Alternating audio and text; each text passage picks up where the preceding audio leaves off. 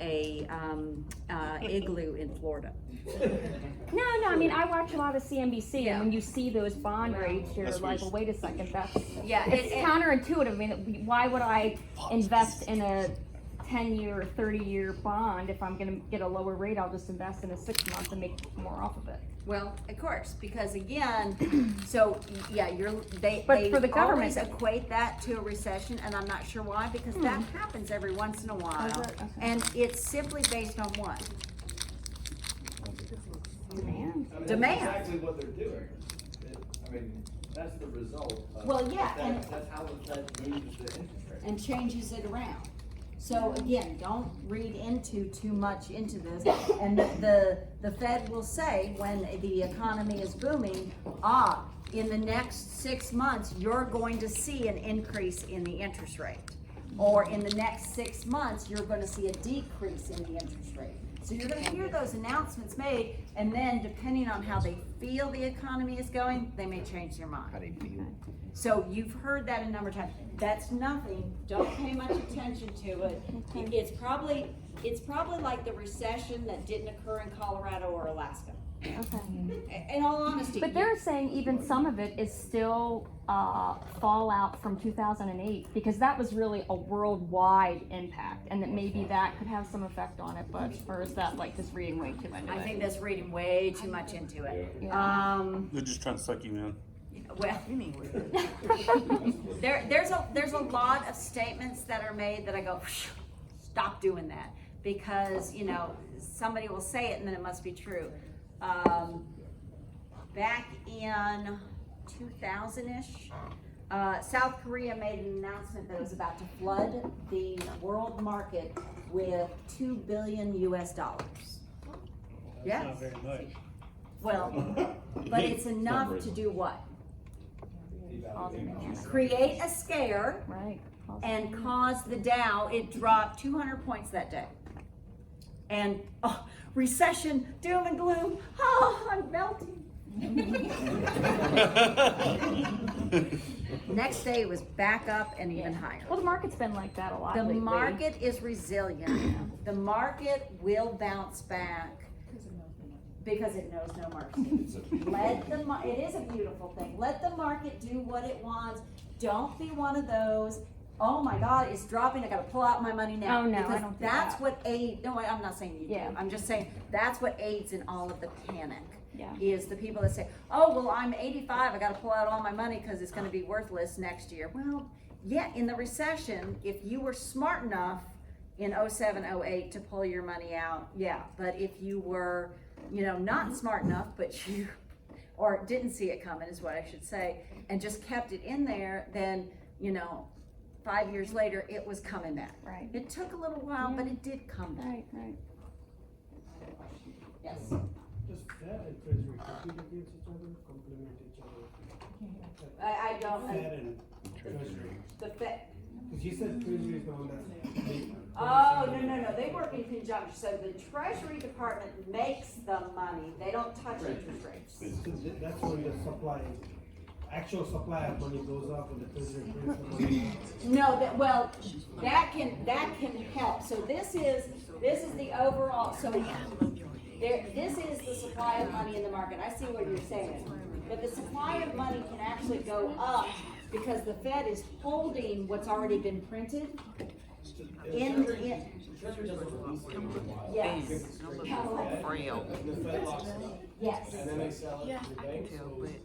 Yes, The so Fed is the basically Fed running has the money, so they're two separate entities, they don't compete against each other, yes. I like that statement, I've never heard that. So we're gonna release money into the market. But it's true, because,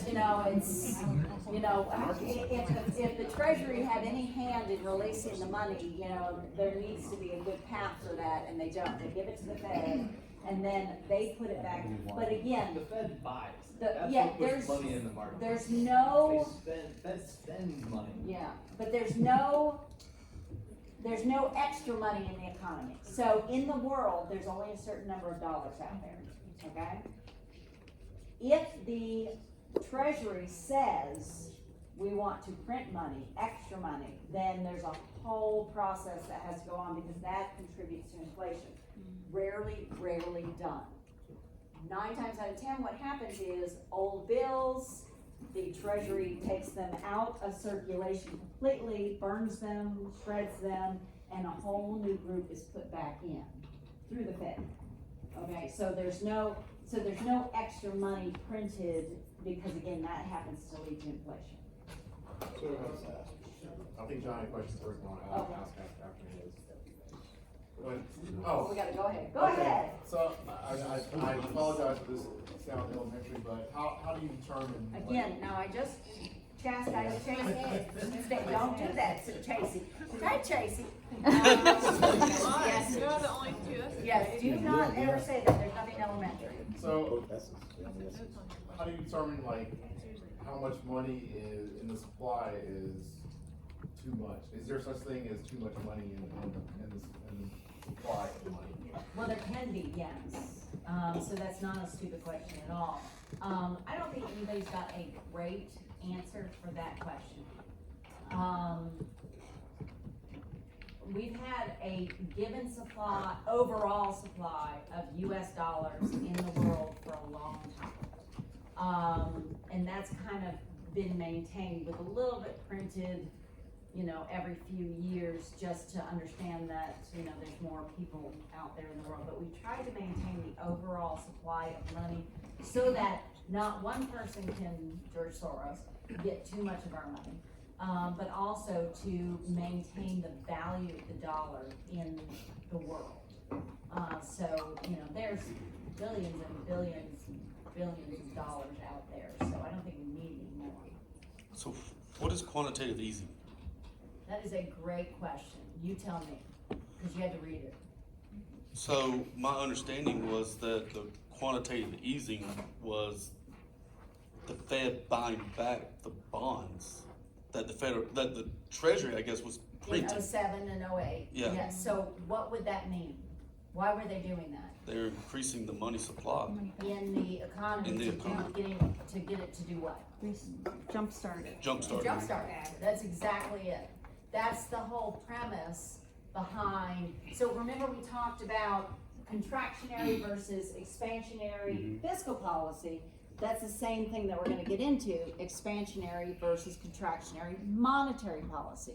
So when the economy is in a recession, the idea is, again, you wanna put money back into circulation. How do you do that?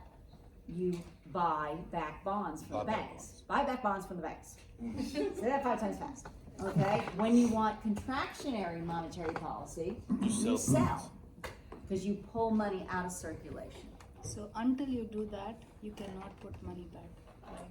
You cannot just, because you said during recession, what the policy. The quantitative easing, so you want to be able to purchase or buy government securities from banks, so you're giving them money. Well, you're giving them money for the security, but you're trying to push money back into, The economy. so into the economy. So let's do the multiplier on that one. Okay. Work it way through. So we did that with fiscal policy, right? So here you've got a group, y'all are the banks, I'm the Fed, okay?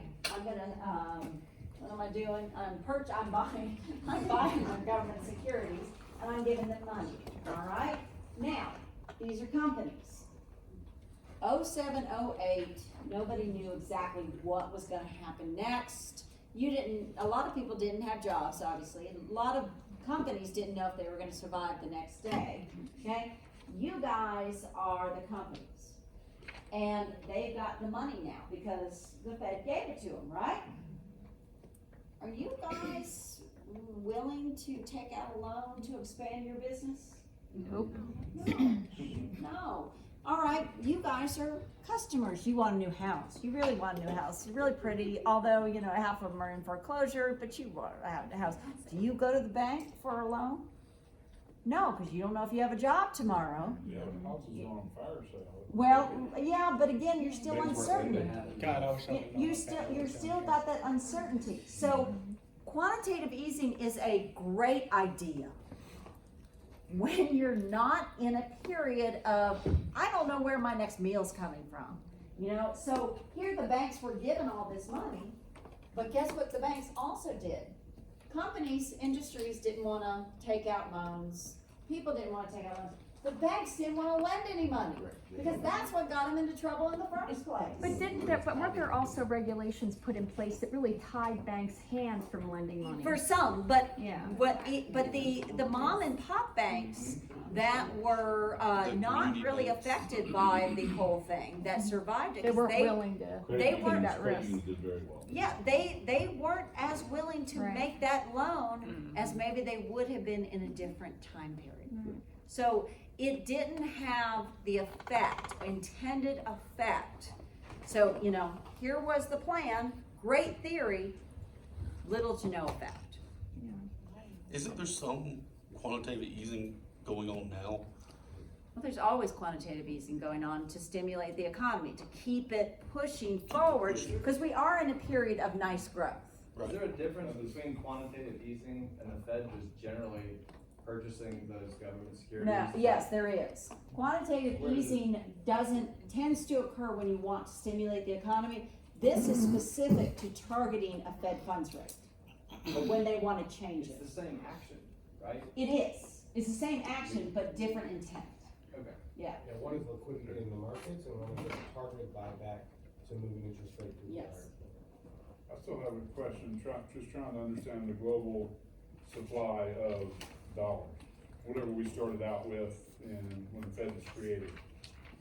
it's different today, yes. Right, Oh, it so is, how do we yes. get the additional fiat currency into the global economy from anywhere, Just from the throw it US out or there. the EU or? We just The- print it and put it. the growth No, in yeah, the GDP? Treasury did print, they have it, they do print a certain amount of extra money, you know, To add to the add to supply. it. But again, so you've got countries that buy our government securities, that goes through the Fed, and that adds to the international market.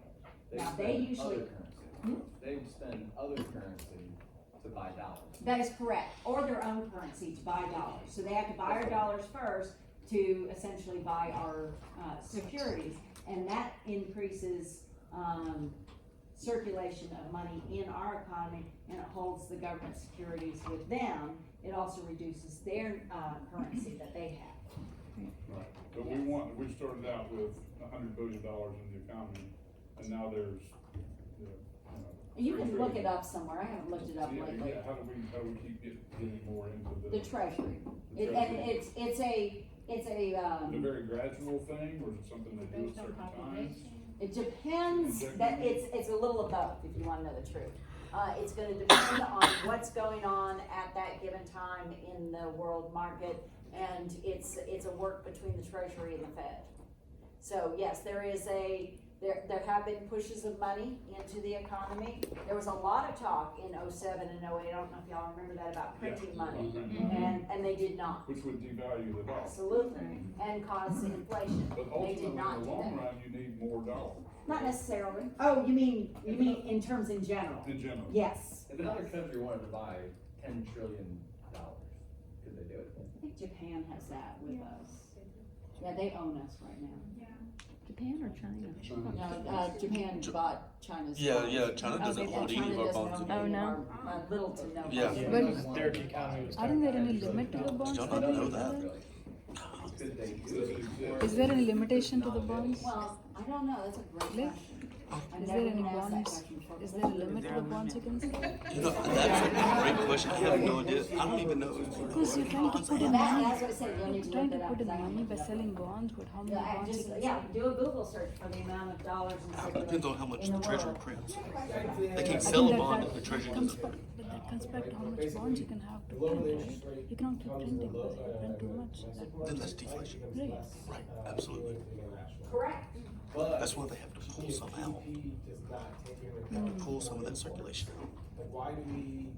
Because That's why the most of the more bonds are higher interest engagement. rate, right, the less attractive. They 2-year, expire. 10-year, they expire, so that they can pull that. then it balances. Foreign direct investment, that is a economic indicator and one that we care very deeply about.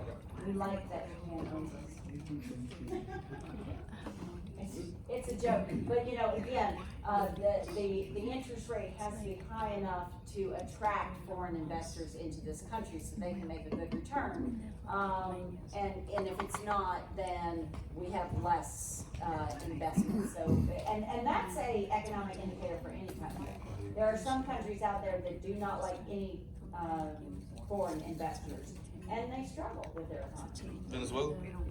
Venezuela, Thailand used to, they're getting better about it. Rocky?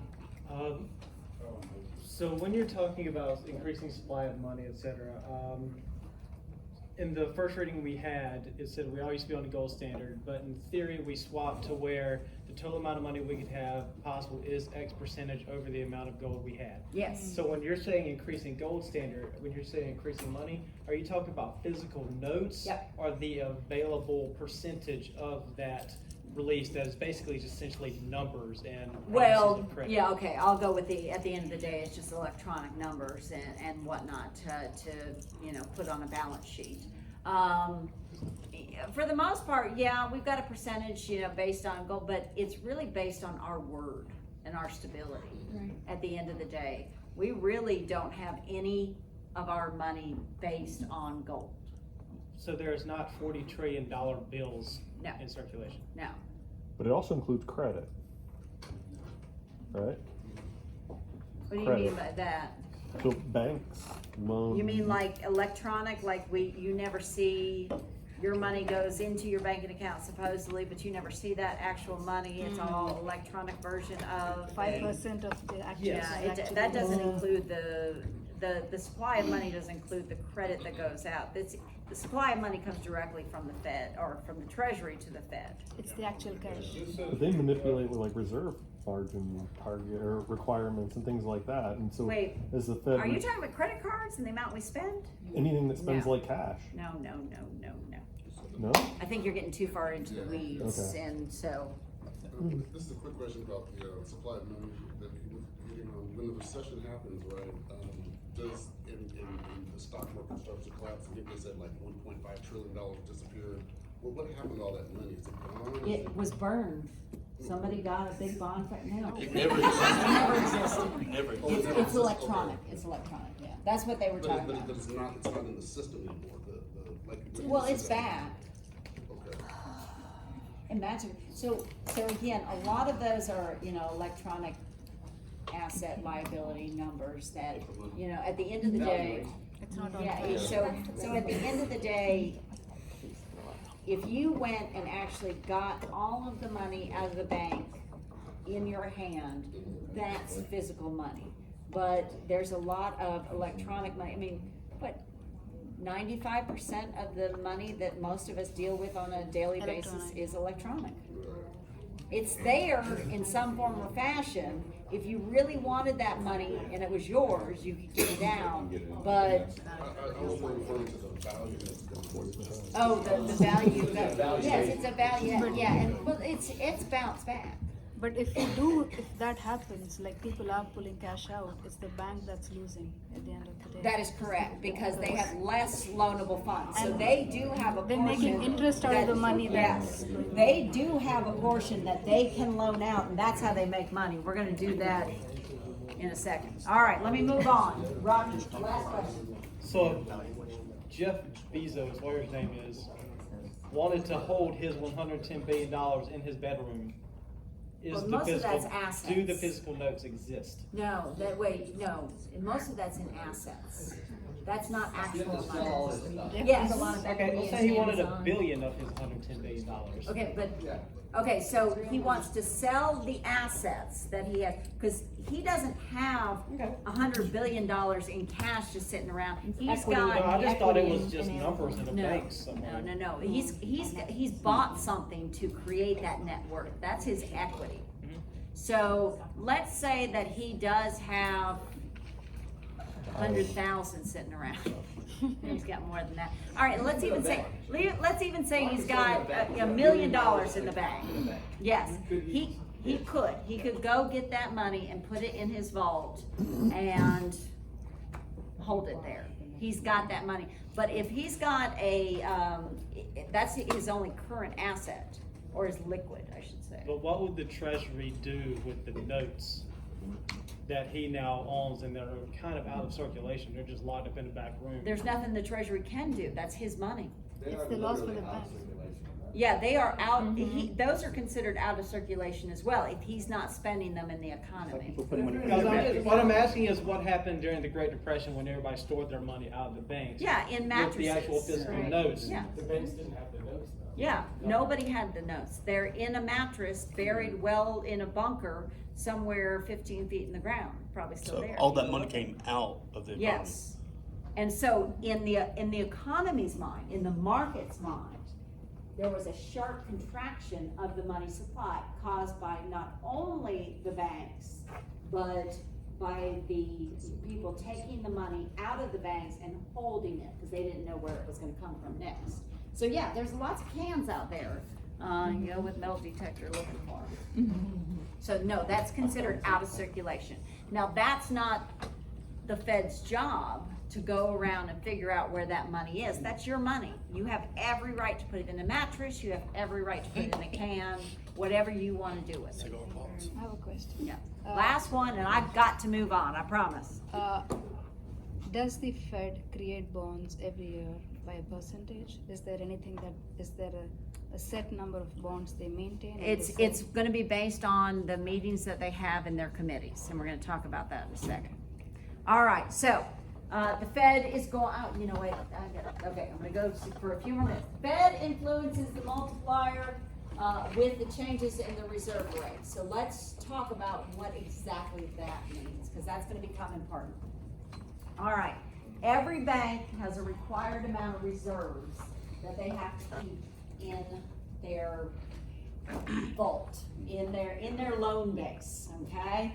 That's a demand deposit, in a sense. So, in other words, if you come in and demand your money, it needs to be available. So there's a required reserve based on the number of deposits in checking accounts and the reserve requirement that the Fed sets up.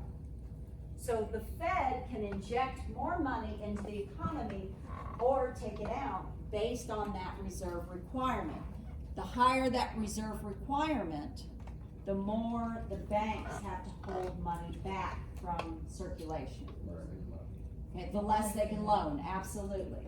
So the lower that reserve requirement, the more the banks can loan because they have more money, less required reserves. It is the excess reserves that the bank itself uses to make loans. So if that excess reserve amount is small, the banks make less loans, the overall money multiplier in the economy is gonna be small. Okay, the economy doesn't grow as much if the banks aren't making loans. All right, so getting back to how things are determined, okay, this is basically the setup for how the banks decide what they're going to do. The Federal Reserve decides it's going to do next. All right, so it's comprised of a group of Federal Reserve Bank presidents and the Federal Reserve Board of Governors. So how many bank presidents are there? 12. 12? And how do they serve? They rotate. Every 2 years. Rotate, yeah, you got it, rotate. I'm trying to rotate here. Rotating terms every 4 years. They all, at some point, serve on the Federal Open Market Committee, except for one person in particular, who's always on that committee, and who's that? Chairman. The chairman, who happens to be the Bank of New York. Federal Reserve Bank of New York. See, I can point too. All right, so, and again, that person can change based on appointment from the president. Okay, but the president can't remove that person unless there is extreme circumstances. So, in that Federal Open Market Committee, when they are determining reserve requirements, when they're determining discount window, when they're determining whether they're going to buy or sell securities, whether they're going to create those securities, that's all determined there. And it's going to be based on, and you'll hear this in the news, what's going on in the economy. Economy's growing too fast, okay? You wanna pull some money out of circulation. Economy's growing too slow, you wanna push money into circulation. You know, again, may need to create more bonds or, not sell as many bonds, things of that nature. So it's based on what they believe is going on in the economy. So when they say, I have a question, maybe it's not interconnected, is when we said during recession, there were discussions that they might print money, Yes. but isn't more of a strategic